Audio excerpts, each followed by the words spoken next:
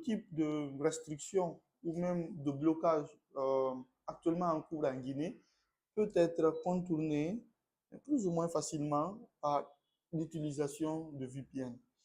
Euh, et donc, l'utilisation de VPN, VPN qui veut dire Virtual Private Network, donc une sorte de réseau virtuel privé, vous permet un peu, en travers des tunnels, de changer notamment d'adresse IP, donc d'apparaître comme étant hors du pays dans lequel le blocage s'exerce. Donc, en réalité, l'utilisation actuellement de VPN permet donc de contourner le blocage des réseaux sociaux dont la plupart des Guinéens font face actuellement.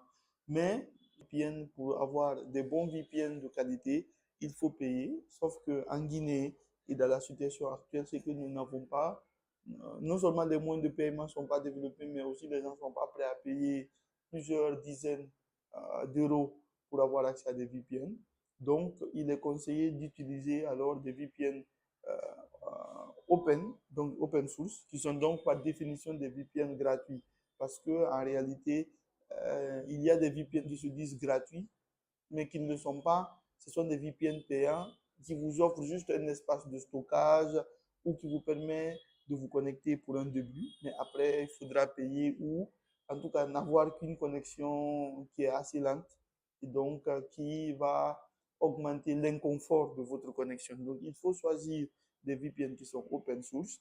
Et parmi les VPN qui sont open source, on peut notamment citer des VPN comme Siphon ou tous ce qui sont dans la catégorie Tor, qui sont des VPN qui ont été développés pour des activistes, pour des journalistes, dans des situations difficiles, dans des pays aussi où il y a de la censure. Et donc, l'utilisation de ce type de VPN, dont déjà on connaît tout l'aspect éthique, mais aussi l'utilisation ou réutilisation des données qui est derrière, permet un peu de se prémunir du vol de ces données, permet aussi d'avoir une connexion de meilleure qualité et donc d'être plus ou moins rassuré quant à sa sécurité en ligne.